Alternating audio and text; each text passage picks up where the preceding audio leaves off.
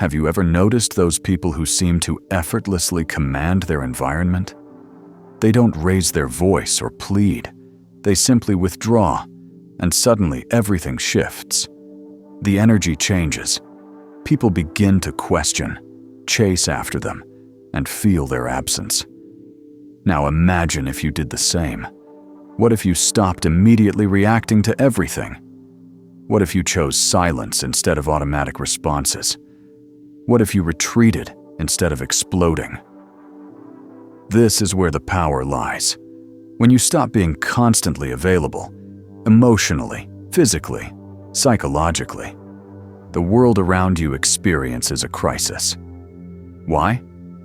Because people have grown accustomed to controlling you through your predictable reactions and impulses. But the day you choose to withdraw, the game changes. Those who thought they knew, you realize they know absolutely nothing about you.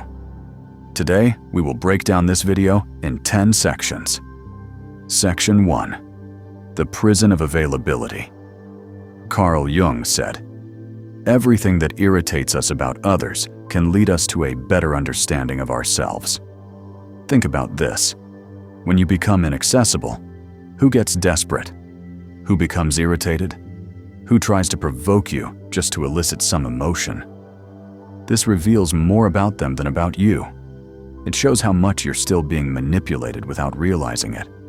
You keep giving yourself away to please others, to maintain peace, to avoid losing people who deep down were never truly with you.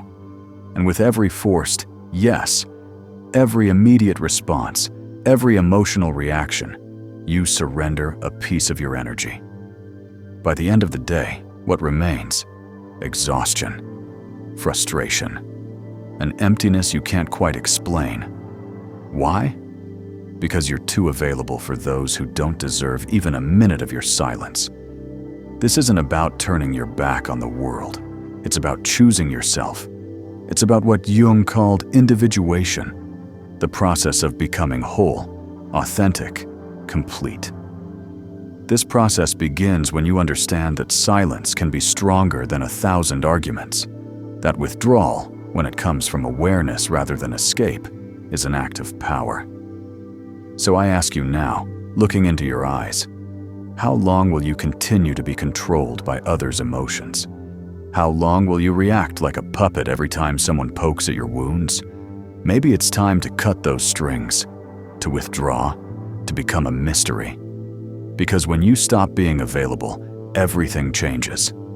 If you're serious about transforming your life before this year ends, this is your moment. Hit that subscribe button right now and join our Motivation Dose community. We deliver daily wisdom that will empower you to reclaim your energy and rebuild your boundaries. Don't wait for another day to pass while others continue to drain your energy. Subscribe now, and let's walk this path of transformation together. Section 2. The Energy System. Since childhood, you've been conditioned to believe that your worth lies in your availability to others. You've been taught to always be present, to respond quickly, to please, to say yes, even when you wanted to say no. But here's a truth that perhaps no one has told you with such clarity. This excessive availability is not a virtue, it's a prison. As long as you continue to think you need to be accessible all the time, you will be manipulated, drained, and forgotten as soon as you're no longer useful. Why? Because being always available makes you predictable, and everything predictable becomes a tool. People start using you as an emotional emergency button. They press it when they want attention, relief, or validation, then put you back on the shelf. You don't realize this because you're trapped in the illusion that being present for everyone will make someone be present for you. But it doesn't work that way. Carl Jung spoke about the persona, this mask we wear to be accepted, loved, recognized. It's exactly this mask that keeps you overly available. You say, "It's okay" when you're suffocating. You respond to messages immediately, even when exhausted. You explain, justify, and defend yourself, as if you owe something to the world. But the truth is that the more you place yourself at the center of others' stage, the more you disappear from your own life. Being available all the time is a subtle form of self-abandonment, a disguised way of seeking approval, avoiding rejection, trying to control the image others have of you. This control comes at a price. The price is your peace. It's your vital energy being distributed as if it were infinite, when in fact, it is very limited. Section 3. The value of unavailability. People who want you available all the time don't actually want you. They want what you provide: validation, company, distraction, emotional comfort. But when you change, when you set a boundary, when you refuse to react, these same people become irritated. They accuse you, say you're being weird. It's not because you've changed, it's because you've stopped being functional for them. Here's the cruel reality. The more available you are, the less value others give you. Because what is too abundant becomes an emotional rag. No one respects what they don't have to earn. No one values what is always there. So stop and think. Who truly deserves your time? Who deserves your attention, your presence, your listening? Or better yet, who deserves your absence? But before answering, we need to understand something essential. Why do we react so much? Why do we give in so easily? What's behind this almost automatic desire to respond, justify, and please? The answer lies in what Carl Jung called psychic energy. Your energy is all you have, and if you don't learn to protect it, someone will use it against you. Section 4. Managing your psychic energy. Jung didn't see the human psyche as an automatic machine that reacts to stimuli without consequences. For him, our mind is like an energy system, and every thought, emotion, and action consumes part of that energy. The question is, are you choosing where your energy goes, or are you letting the world decide for you? Every time you react impulsively, you waste psychic energy. When you defend yourself against criticism that didn't deserve attention, when you respond to provocations just to prove you're right, when you engage in useless discussions, when you try to please those who don't value you, you're spending your inner strength on what doesn't nourish you. Jung was clear. That which you resist persists. The more you react, the more you bind yourself. People who live emotionally drained aren't weak. They're misdirected. And do you know what happens to someone who lives exhausted? They become vulnerable. When you're vulnerable, you become easy prey. Manipulative, opportunistic, and emotionally needy people can sense this. They notice you don't know how to guard your energy, that you react to everything, that you're always trying to solve the world's problems, and they take advantage. Jung said that a healthy psyche knows how to keep energy within the system. This means knowing how to say no without guilt, knowing how to remain silent without feeling cowardly, knowing how to observe before acting. Because true power isn't in reacting, it's in choosing when and how to act. This is only possible when you know yourself well enough to recognize your own impulses. Section 5. Breaking the cycle of projection. How many times have you lost sleep over an unresolved conversation? How many hours have you spent ruminating on what you should have said? Or trying to understand why someone treated you poorly? This is energy being drained without return. You're keeping alive ghosts that should have died long ago, feeding dynamics that only exist because you insist on responding. Psychic energy is like a force field. When well guarded, it creates presence. You enter a room and command respect without saying a word. But when poorly managed, you become invisible, reactive, fragile, and the world has mercy for those who give in easily. Therefore, start observing your own triggers. What makes you react automatically? What makes you lose your center? These are the exact points where your energy escapes. And that's where you need to work. Not to become cold or indifferent, but to be selective, to be sovereign over yourself. Here comes one of Jung's greatest revelations. When you conserve your energy, you break the projections that others place upon you. And that bothers people, because now we're entering dark territory. That of silent manipulation. Section 6. The manipulation game. You think you're in control. You believe your reactions are conscious choices. But the truth is darker. Most of your emotional responses are programmed, and those who understand this manipulate you easily. Opportunistic people don't need to raise their voices, threaten, or force situations. They just trigger the buttons you've left exposed, and you react, always. Carl Jung called this projection, the psychological mechanism through which people project onto others what they cannot see in themselves. But there's another side to this phenomenon that few notice. While others project onto you, you also become the receptacle for these images.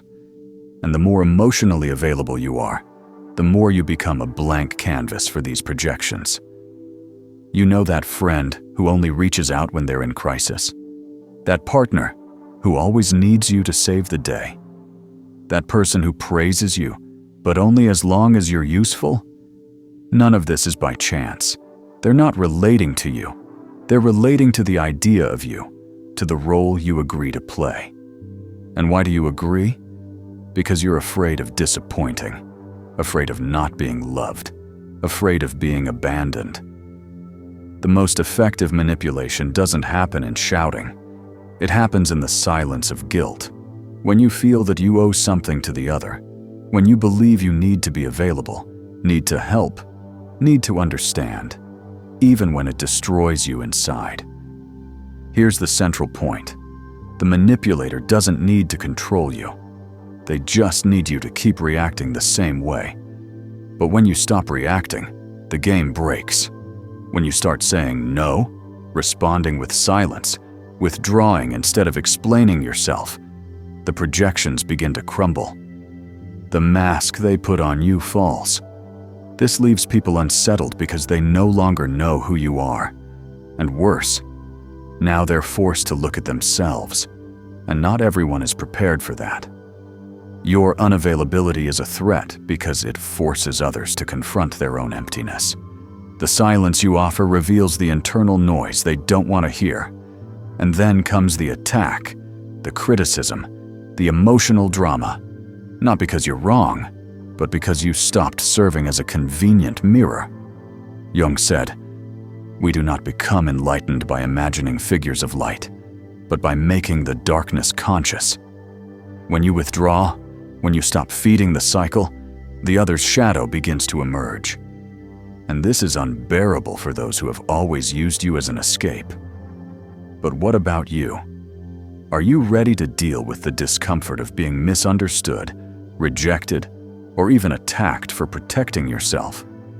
Are you ready to endure the silence that comes after the rupture?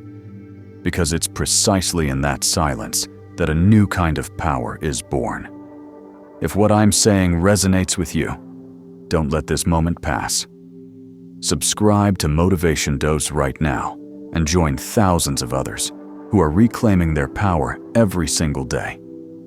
We post daily wisdom that will transform how you view yourself and your relationships. If you're truly committed to improving your life before this year ends, this is the channel that will give you the tools, insights, and motivation you need. Hit subscribe, turn on notifications, and let's build your new reality together. Your future self will thank you for this decision. Section 7. The Power of Silence. The modern world is noisy. Everyone wants to be heard, wants to respond quickly, wants to win pointless debates and prove their point, even if it costs them their own peace. But there's a power that few know and even fewer master. The power of silence. Not the silence of passivity or cowardice, but conscious, strategic, brutally lucid silence. the kind of silence that isn't absence, but amplified presence.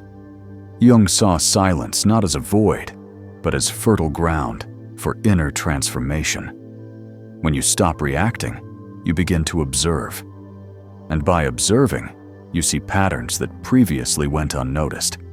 Emotional repetitions, manipulation games, cycles of self-sabotage. Silence allows for lucidity, and lucidity is dangerous for those who live to control you. Have you noticed how some people panic when you don't respond? When you don't explain yourself? When you simply disappear? It's not because they miss you. It's because your silence takes away their narrative control.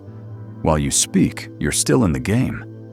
But when you're silent, you change the rules, and that unbalances anyone who thrives on your reaction. True silence isn't the absence of voice.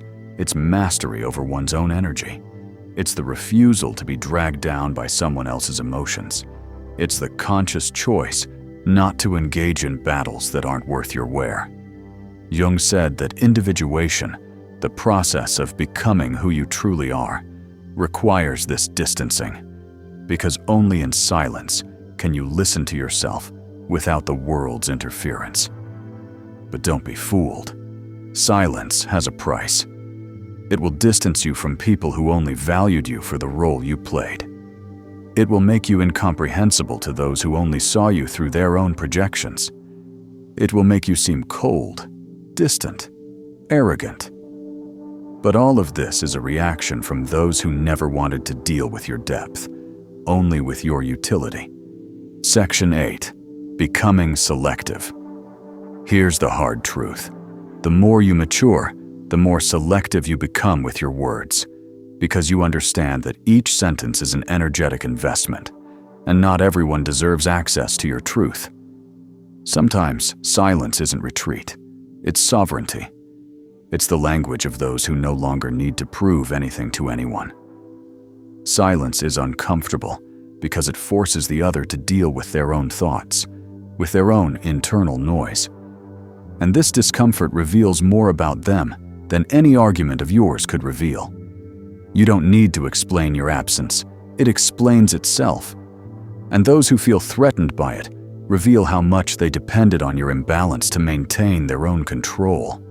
But the most powerful silence isn't the one that disturbs the other.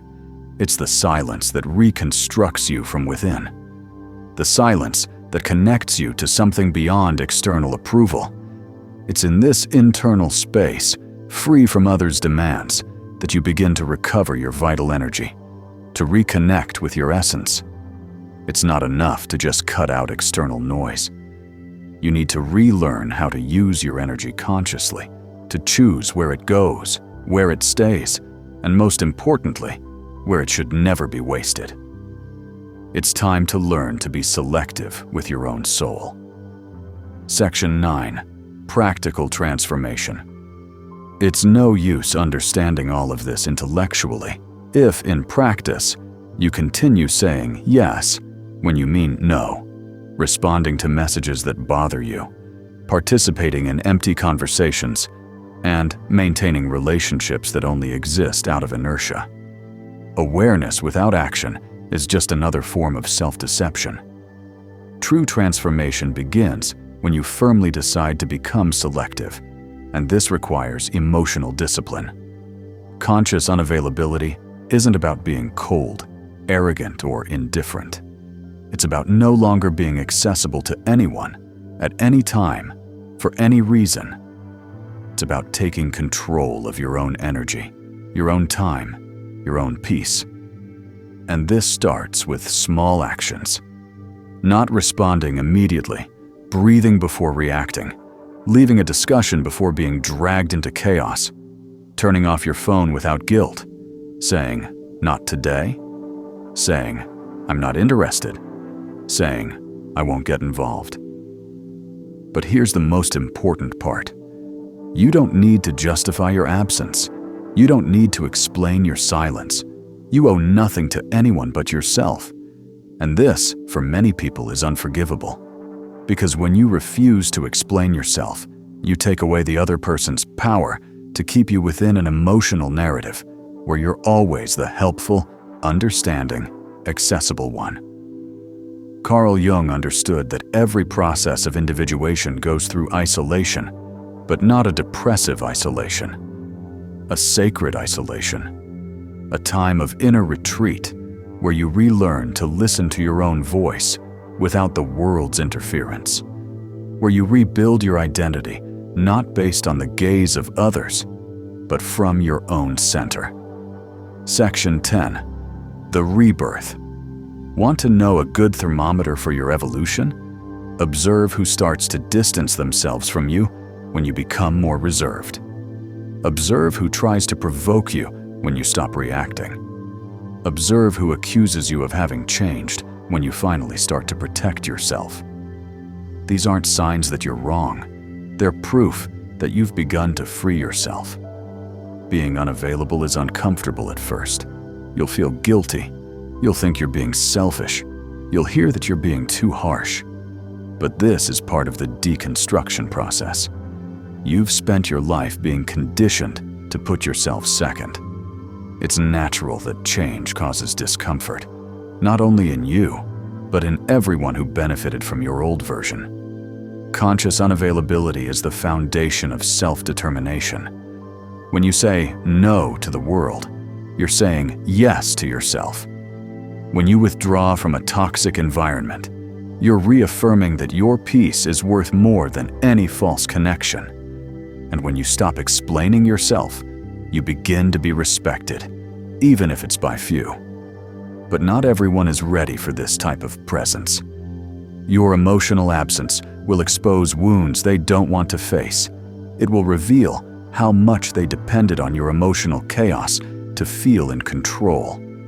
And it's at this moment that the rupture comes. And with the rupture comes the pain, the loneliness, the estrangement, the feeling that you're losing something when, in fact, you're just freeing yourself.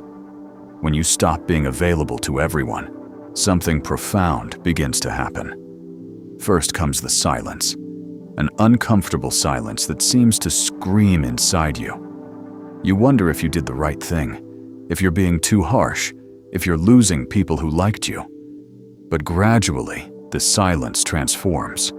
It begins to cleanse, to calm, to heal. And then comes solitude, but not the solitude of absence.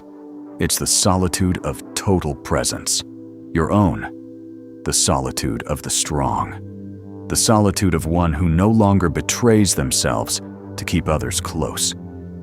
And in that space where there was once confusion, clarity enters. Where there was once anxiety, peace enters. Where there was once neediness, a new kind of strength enters. The strength of being whole within yourself. Carl Jung said that the process of individuation, becoming who you really are, requires you to distance yourself from the collective, that you disidentify from the mask, that you walk alone for a while. And that's exactly what you're doing when you decide to become unavailable. You're not fleeing the world. You're returning to yourself. It's at this point that you stop being a reactor and become a creator. You cease to be shaped by circumstances and begin to shape your reality from within. The people who feel uncomfortable with your absence reveal that they never wanted you. They wanted the role you played. And now that you no longer fit, they don't know what to do with you. And that is liberating. You'll lose people, but you'll find yourself. You'll distance yourself from places, but you'll reconnect with your essence. You'll become misunderstood, but finally, you'll begin to be respected.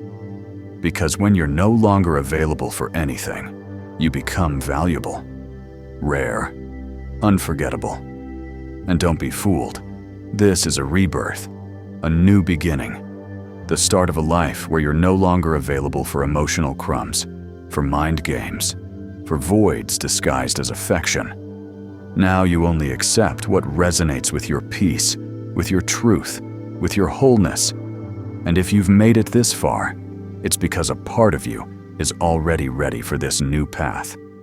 A part of you has already understood. that being loved means nothing if, for that, you have to abandon yourself. And that true self-love begins when you choose yourself, even if it costs you to be alone for a while. Now tell me, are you ready to be misunderstood, rejected, or even hated in the name of your inner freedom? Are you willing to pay the price of being you? If this message touched you, if it made sense, write in the comments, "I choose my peace." Thank you for listening. Remember, when you stop being available, everything changes.